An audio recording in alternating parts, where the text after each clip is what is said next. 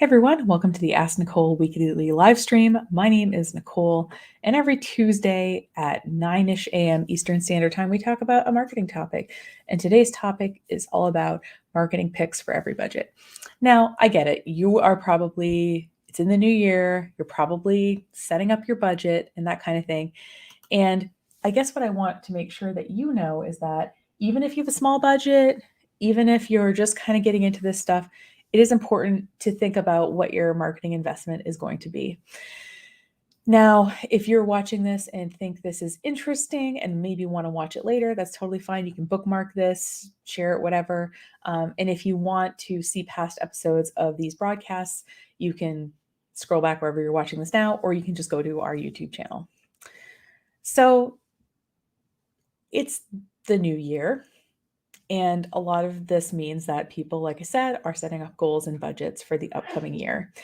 And usually that means also thinking about their marketing for the upcoming year. And the most common question I get is when people ask me how much they should spend.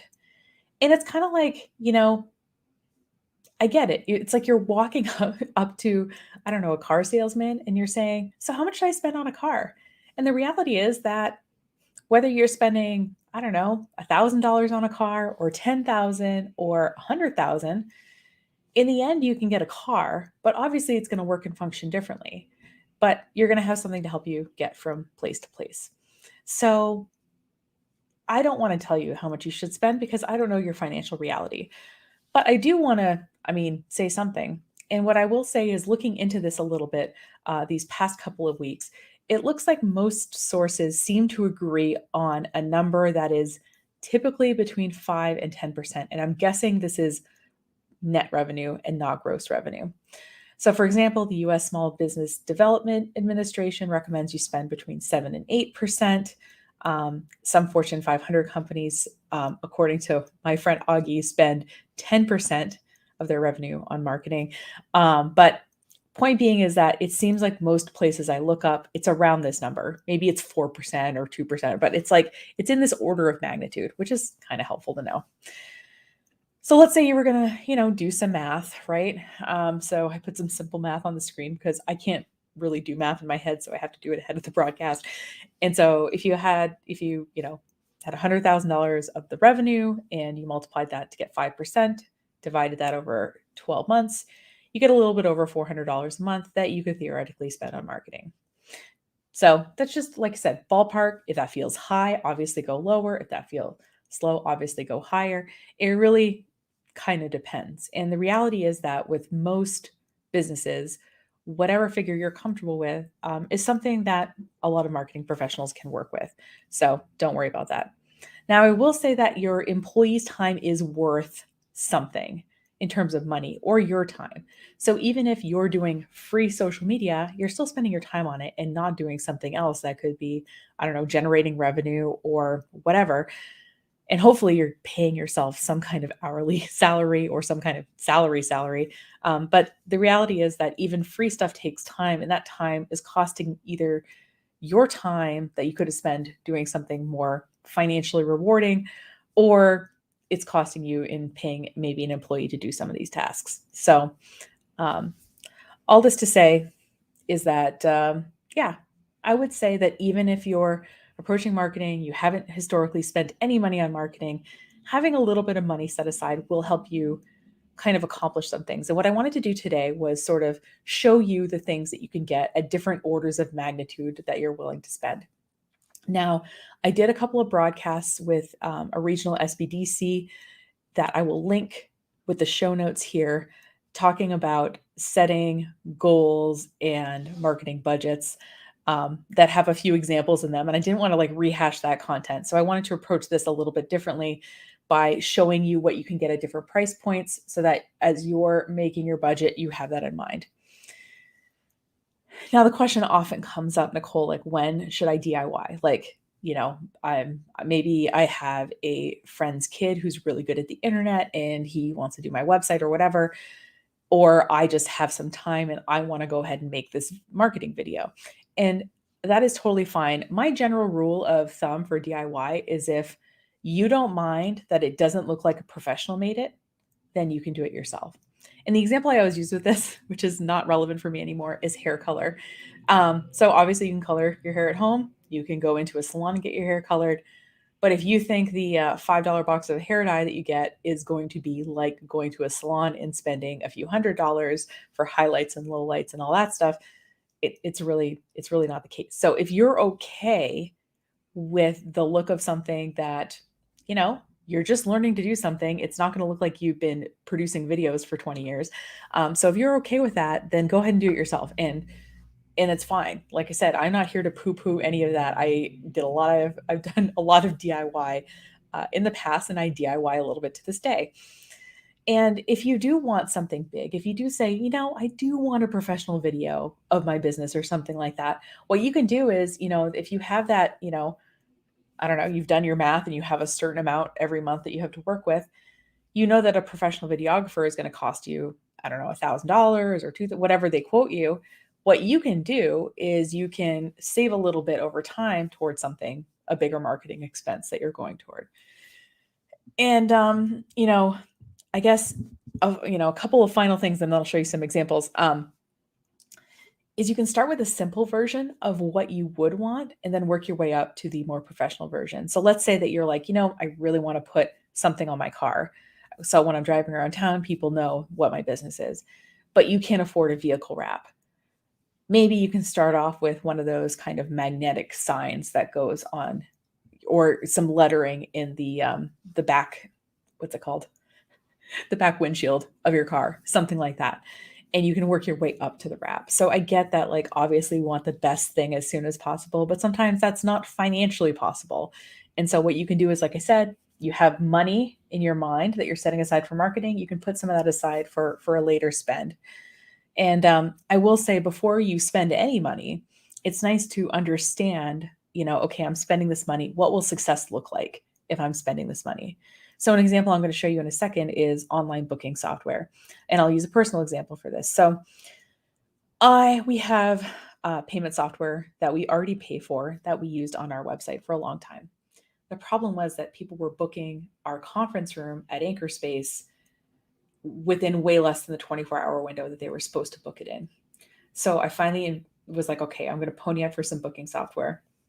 And we pay $15 a month for it. And I thought, okay, if I get one conference room booking for a day, that's $150. That would almost pay for it for the entire year. So 2 full day bookings will pay for our booking software for the entire year. And we had it within, a month. So in my mind, that's what success looked like, was that we'll have more bookings, that we'll have enough bookings to actually pay for the software. That is what success looks like to me in spending this money. Your success might look different, but what I don't want you to do is spend a ton of money and then sit there and say, oh, what did I even get out of this? If you decide ahead of time, like, okay, if I spend this amount of money on radio ads or this amount of money on some new signage, this is what I want to get. I want to get more foot traffic, or I want to get more phone calls or something like that. Like, there's something that you want. And in spending that money, you can see whether you get it or not, and then decide if you're going to do it again. Because the reality is, even for someone like me who does marketing for a living, is that we don't know what's going to work right away. We sometimes have to try some stuff, and you're going to have to too, because no one's ever run your exact business before in your exact area. Okay, so let's say that you have $0, right? If you have more time than money, you can still do some stuff related to marketing. First of all, obviously posting on social media. Again, your time is worth something. So even this is kind of a little misleading. It's not $0. It's $0 of hard expenses is what I mean here. You're still spending your time on it. And what I would say is that social media can suck up a lot of your time. There are little things that you can do. So I actually have a Google Chrome extension that disables my Facebook newsfeed. So when I log in to do Facebook stuff for clients, I don't get distracted by something in my newsfeed. It just shows a quote, and that's it. Like, it just completely blocked out. Whatever you need to do, you can set time limits or whatever on these websites. What I would do is say, pick 1 or 2 social media networks that you want to be on. Instagram, TikTok, Facebook, whatever. Just pick a couple and get really good at those 1 or 2, because otherwise you're going to have all these accounts and you're going to feel like you can't keep up. Trust me, been there. The other thing I would recommend is signing up for some kind of free email marketing system. I've been using MailChimp for years. There might be other ones as well. Typically, free plans are if you have under a certain number of subscribers and you're not doing like fancy automated emails and things like that. So, the MailChimp free plan, under 1,000 subscribers, and you can try that out. And and I would say shoot for like a monthly newsletter. I have a hard time remembering to do things like once every 2 weeks or something like that. I can remember to do something once a month. So I think that that's a good option. There might be some other email marketing options, but they typically are free if it's under a certain amount of people and you're not asking it to do anything fancy like integrate with your, website or whatever. Now, the another thing that you can obviously get for free is typically, some kind of CRM booking or project management software. Most of these are what's called a freemium model. And what that means is that, there's a certain amount you get for free, like if you're a light user. And then when you're ready to like do more fancy things, that's when you'll pay. So for example, the booking software that I'm using for the Anchor Space conference room, it's free if you don't take payment. So I could use the free version if I didn't want to take payment at the time of booking. But if you're just starting, right, and you just want to give people, you want to get yourself organized with your clients, or you want to get yourself organized with your projects, or have some way that people can book time with you, typically that software starts off being free. Now, we still use actually the free version of Asana. It's not because I'm too cheap to pay for it. It's just because I haven't seen an instance where I'd have to yet. So yeah, sometimes the free plan works for longer than, just at first. And then obviously you have basically these business profiles across, there's Google My Business, there's Yahoo, there's Yelp, there's TripAdvisor. And, that really helps with your visibility. So filling those out obviously is free to do. You will get phone calls trying to sell you ads, but you do not have to buy those ads. Now, let's say you have $25 a month, right? Because a little bit's better than nothing. Now, most websites are relatively inexpensive these days. And often a $25 a month can include some kind of basic e-commerce happening. And by e-commerce, I mean like people spending money and you sending them something, whether that's digital or physical. And, whenever I see someone using a free software to host their business website, I get kind of annoyed about it because I'm like, really, you couldn't even spend like $20 a month, like to have a real website. Like I said, if you're having a personal blog and you want to use free website software, that's totally fine. I'm just saying that to me, it can be worthwhile to, whether you want to use something like WordPress and host it, with a host, or whether you want to do a builder like Squarespace, Wix, Shopify, something like that. The website packages are typically in the order of magnitude of $25 a month. I'm not saying that they all cost that. They might cost $33 a month or $19 a month, but this is kind of the order of magnitude we're dealing in when you have, $25 a month to spend on something. I also mentioned the booking form earlier. So we pay $15 a month for our Anchor Space booking form. And that takes the payment from people. Usually if like money is exchanged, the software you use to do that is going to charge you some kind of money in addition to the transaction fee. So, but if you think about it, if you are a massage therapist and you book one massage a month, and you can make, I don't know, $100 off of that massage and you paid $15 for that booking, you're probably going to also book more than one. So it can be worthwhile to do something like that. If you're looking into maybe doing some of your own video or photo editing, or your own streaming like I'm doing now, the $25 a month is where like those kind of things come in. So StreamYard is between 25 and $50 a month, depending on how many accounts you're streaming to. Editing software. So like, I think WeVideo, which we use for some basic video editing, is like $90 a year, that kind of thing. So I like web-based stuff because it means that more than me can work on something, but also I like, that this software has been built to do a specific thing well, and that the learning curve is a little bit lower than something like, I don't know, Adobe Photoshop or something like that. Although I think that's like $50 a month, but anyway, point being is that usually you can access software at this kind of price point. And, this is also where we get into sort of scheduling and automation type software. So if you're using social media scheduling, I mentioned earlier that MailChimp is free unless you were sending timed emails. So let's say that you wanted to send someone an email when they first signed up, and then you wanted to send them an email a week later, and then an email 2 weeks later. That's what's called a drip campaign, and that's a paid feature of MailChimp. I think most email marketing software offers that at a paid thing. So these are the kinds of things that you can purchase at around this price point. So I jumped up a little bit here just because I didn't want to go on forever and ever. But, at a certain point when you have, $100 a month or $200 a month, something like that, now you have a little bit more money for some experimentation. So I find that most like reporting software tends to cost like in this order of magnitude. So we have some social media reporting software we use on our clients. I have a colleague who uses some software to help him run more efficient Google and Facebook ads, that kind of thing. Usually it feels like around this price point is where you're getting that kind of software. Also at this point, if you're willing to spend a little bit more money, you have a little bit more of a budget to run online ads.